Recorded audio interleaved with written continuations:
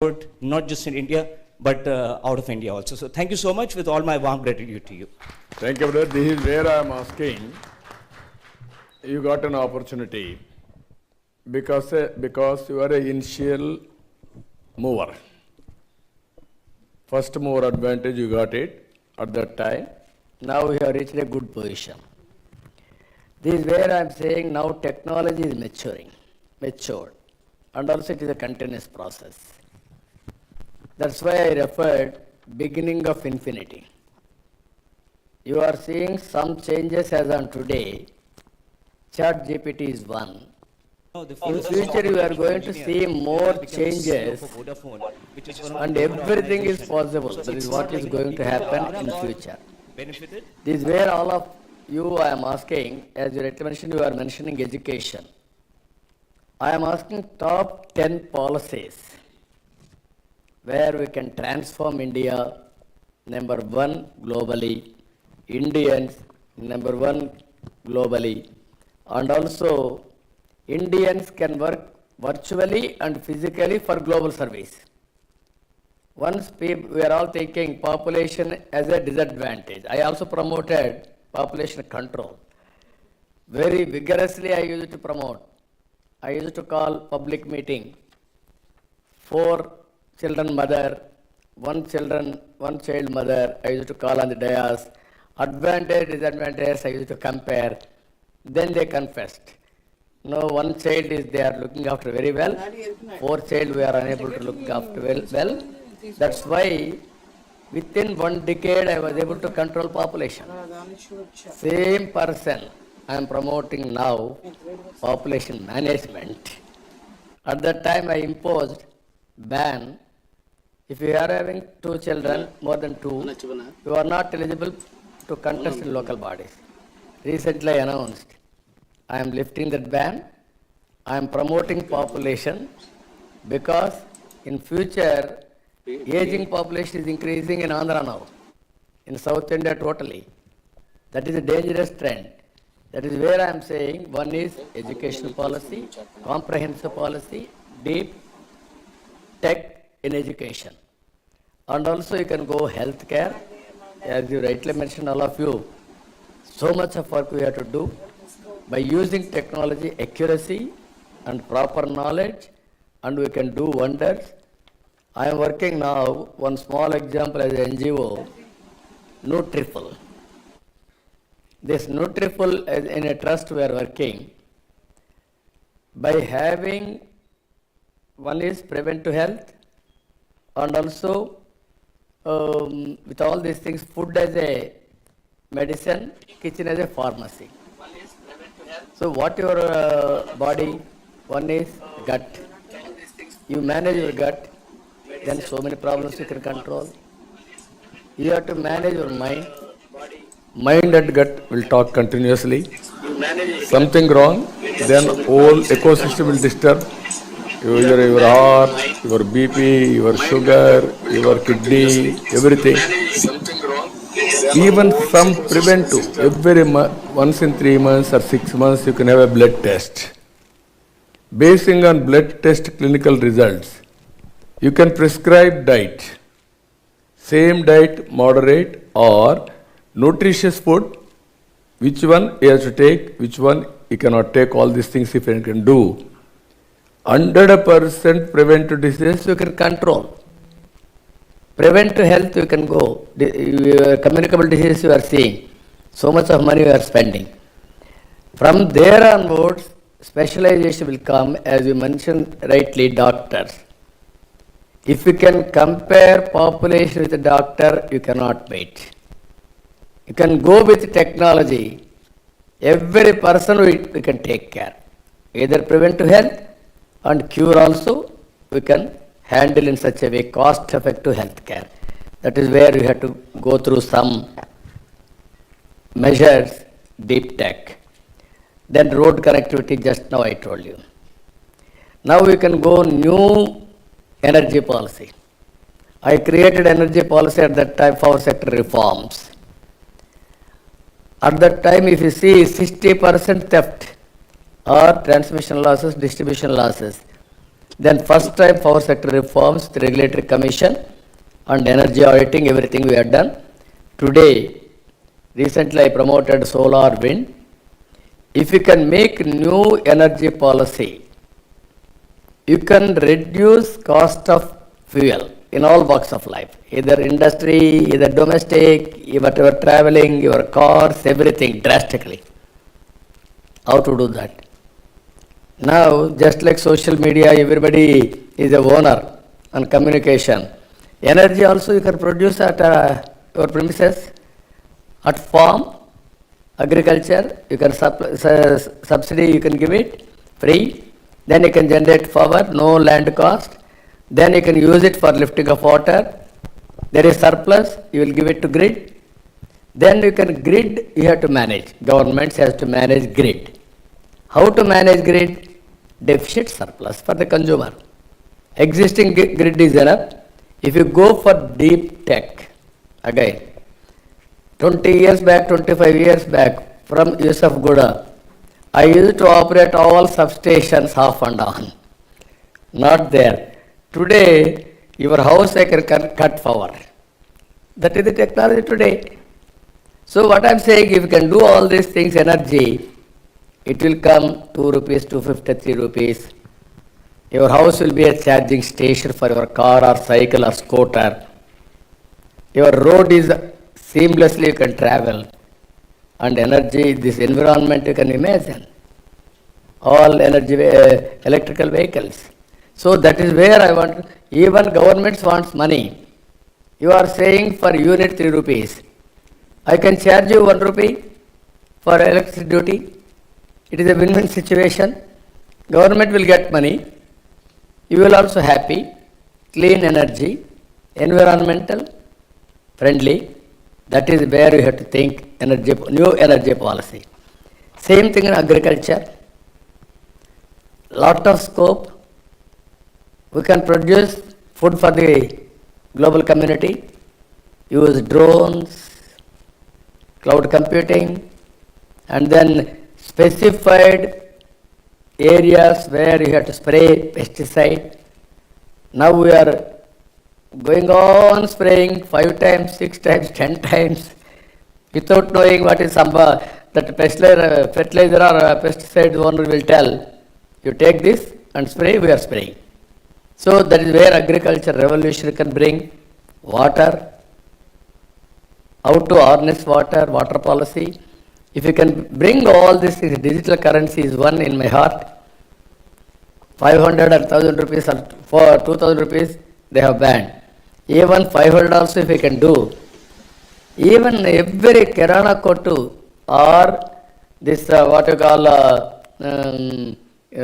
T-Bala is able to give you swapping all these things, QR code, and automatically supplying tea. Is productivity has increased.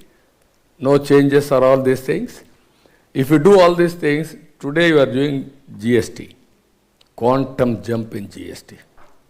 If you abolish 500 rupees and 2000 rupees, all political corruption, money hoarding, black marketing, money laundering, everything will go, then you can see the economy. Multiple areas it will grow. Finally, P4. You got an opportunity, you have to handhold 100 families, 10 families, 20 families is your duty, even CSR, corporate social responsibility. We can use everything to uplift our fellow human beings. Like this, if you prepare top 10, all of us, we can see, visualize 2047, 100 years independence. Thank you, sir. It doesn't look like you are seeking any opinions or suggestions from all the experts. No, I'm giving you thoughts. Already have so much of agenda prepared and No, I'm giving only thoughts, but solutions are with them, not with me. yeah, that is a point. So the industry, youngsters and startups, entrepreneurs, business leaders should take these as the base issues, problems, societal issues, and then focus on delivering solutions. Thank you so much. What I am asking them, it is a win-win situation. You will get a revenue model and also you will get name. Right. I will get good benefit out of it. That is, poor people will become rich. Right. That is my dream. That is my wish. Sir, I one more time go back to the panelists.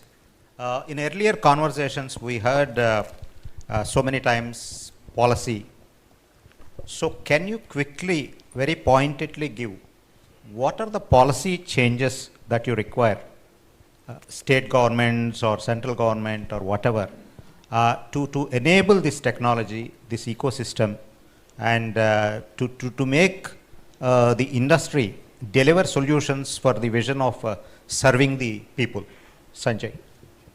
Very pointed. Yes, sir. I'll just take a quick couple of minutes. I would like to say that if the government or the policymakers can encourage that domain and technology marriage, I feel that would be the best, because many times I see that there is a disconnect. There is technology which is being developed, but the use case and coming from the problem back into the technology needs a little bit of a overarching hand to come in. I feel maybe the policy makers can contribute to that area. That's my quick one take, sir. Thank you. I think given all these technology advancements, and as I said earlier, data is the key for this. So, and now Data is wealth. yes, and every equipment, every machine will start generating data now.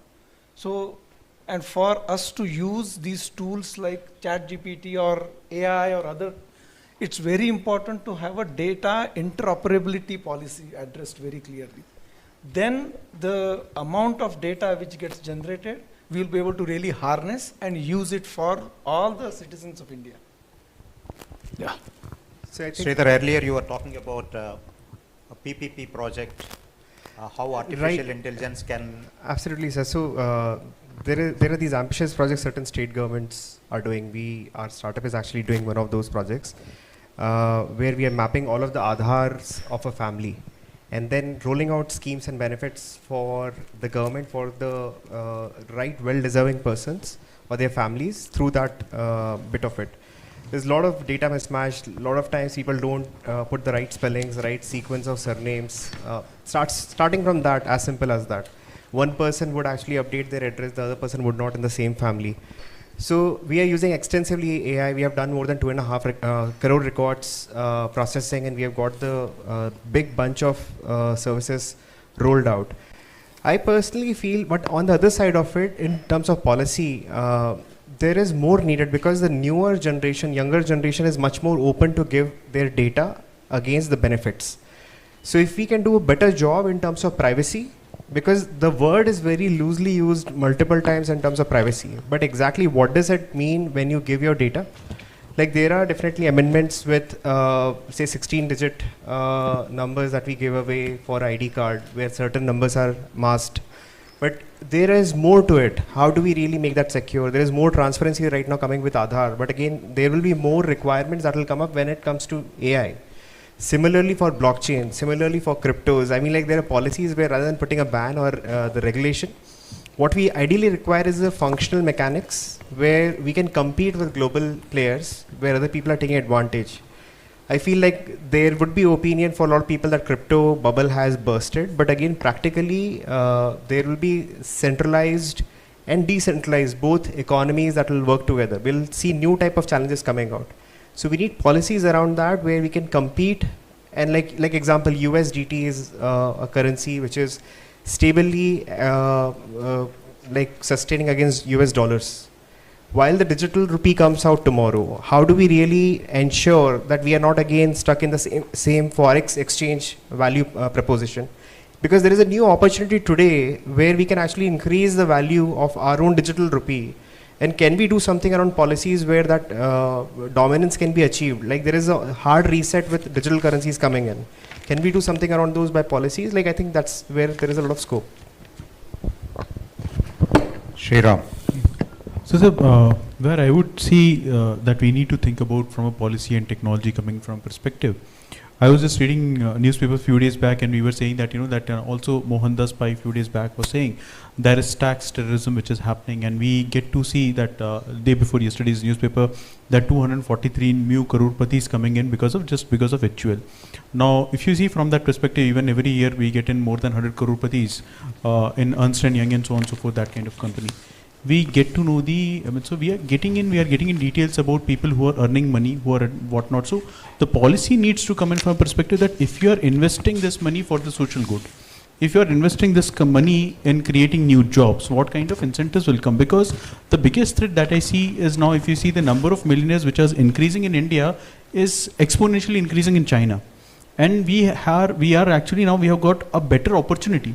Rather, I would say that God has given us an opportunity to dominate the world because we are being blessed with the biggest number of population. So if this money is being utilized for creating of jobs, enhancing skills, how policy can help them in not getting taxed, giving them better opportunities, so that more and more a good segment of this money is being used for the better world and creating of the society. See, at the end of the day, we all should agree that we are actually product of the society from where we came in. And there is no better society than the Indian society that has given the world too much over the last few thousands of years. So that is where we need to think in that how policy can be used to encourage people who have the might today to do better for the society. Yeah. Thank you.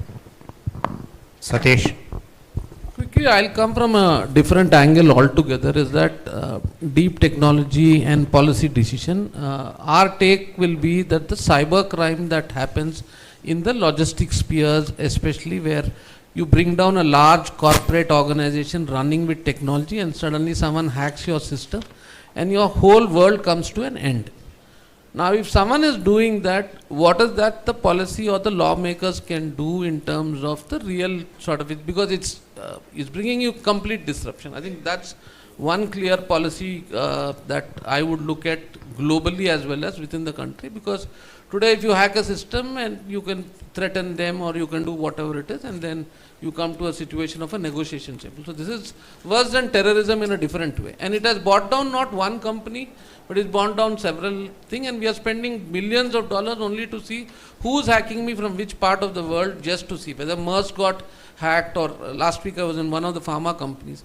All servers were hacked. Now, it's just that the other guy who's hacking it doesn't have a fear on what is going to happen if he hacks it, it becomes. I think that is where, as deep technologies come in, we need to look at clearly a policy on the cyber crimes as well. Thank you. Anyone from audience? Yeah, hello. Yeah, greetings to all panelists and Chandrababu. Can you be louder, please? Yeah, greetings to all panelists and Chandrababu sir. My name is Tushar. I am a senior research scientist at AI Center of Excellence for Reliance Research. Sir, my question and the proposal in terms of technology specific is related to especially the computation kernels. Anything we do with AI requires these computation kernels. Specifically, currently we use GPUs to solve the AI problems, but in a very sooner future, we will use qubits. I want to propose that every API call for these computational servers should be made on Indian soil rather than US or China. Currently, which is not the case, and tomorrow, like a world war situation, we face the pandemic, more of an economic war like situation, and we will not be able to access those resources when the nation would need it most.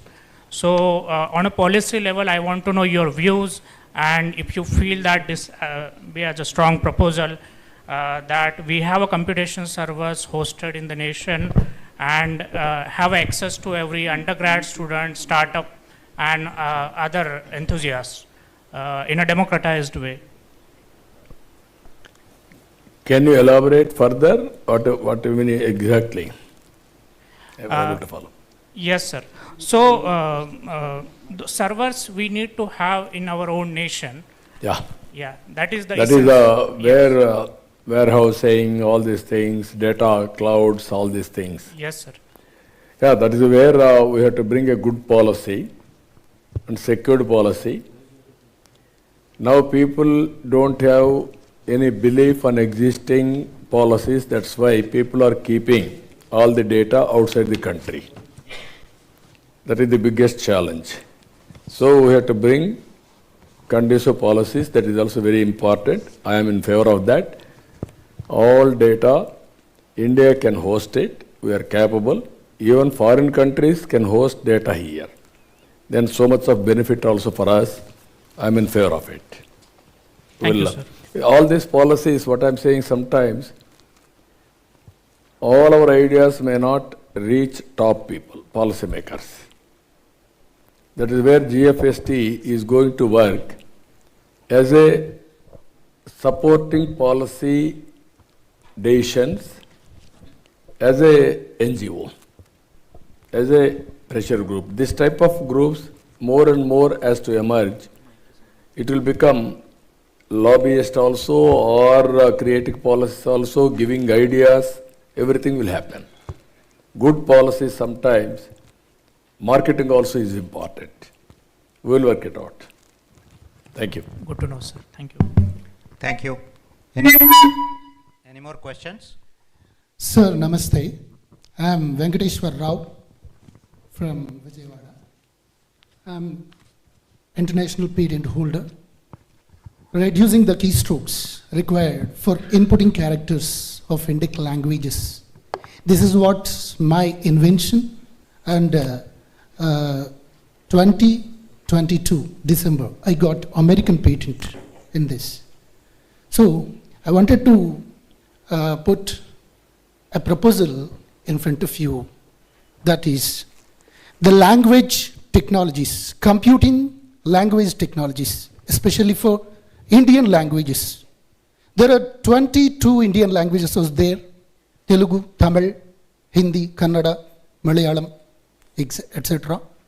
So that's why in coming trends, when we compare with 2011 and 2021, there are massive uses of languages, Indian languages, in the cell phones or in some other computing technologies. And IBM, Microsoft, and big companies also concentrating on these latest trends. That's called localization. So I wanted to put in front of you a proposal. That's what the encouraging local languages in computers, computer technologies. And me also, I have a startup company, that's Sri Tech Nivasa Private Limited. We are going to work in this regard. So I wanted to request you to encourage this type of Indic language technologies, because of agriculturists and women just who are illiterate in English and who are very literate in their own languages. Then only we can encourage themselves in computing trends. That's what my request. Thank you, sir. No, certainly it will develop. I remember olden days. At that time only laptops. Only few people can handle. Even myself and also chairman, Tribal-IT Raju Reddy, we used to debate in Davos with experts how to make it very, very simple, even common man can operate. That is where icons at the time we used to think. Now it is a reality, even common man is using better than us. Exactly. Second one, language. We used to discuss from the beginning. Now local languages also, people are working in that. More and more softwares, all penetration, all these things has to come. All these things demand based. There is a demand, people will come to innovate. It is a reality now. Indian languages are penetrating. It is going to happen. We will also promote. Thank you. There is a lot of difference between 2011 and 2021 in uses. No, another 5 years you will see so much of difference again. With ChatGPT also is struggling to work with local languages as I am now. Exactly. That will be the biggest revolution in future. If they do properly, then is a big leapfrog is going to happen. Thank you, sir. So we have to end this session. I can allow 2 more questions. This question is, hello? Can you hear me? Yeah. Yeah, please, carry on. This question to Ram and Sriram from EIT. So we are talking about deep technology and a lot of data is collecting, and India has coming to this population, lot of data is collecting. How the regulations and governance is going to happen? Because as someone mentioned, if the data goes to some wrong hand, definitely it's going to be issue. From the EY team, you guys are having any kind of regulations and any kind of measures, or your team is working currently? We just want to understand. And other thing is, in AP and Telangana, a lot of lawyers are available here, and they don't have the opportunities like compared to the other IT or other sectors. So we want to see in the regulation sector, specific to deep technology, is there any options to them if they can study specific courses or if they can concentrate on specific technologies? We just want to hear, because EY team is mostly focused on the audits, audit-related consulting. So, yeah, in fact, I'll just address the last part which you mentioned, right? Audit is just one part of the function which EY or most of the big fours do, right? Audit is just one function. And in the advent of this whole technology explosion which is happening, right? Now most of likes of EY, other big fours also, technology is mainstream now. So technology consulting is the largest practice, if you will, right? In most of the big fours. Now the data and the policy part, right? As a part of the government sector or vertical, right, within EY, we work very closely with the Ministry of Information Technology, right? And that's where I was referring earlier to the data related policy. Because going forward, the data generation, the sources itself is going to explode. Every device is going to generate data, and devices have to communicate with each other, and that is very important. So already there is a data policy, as well as there was a question on data residency also. So that policy, EY is already working with some of the ministries. So, and I'm sure other big fours are also, right, because everybody is participating in that. That is already in works.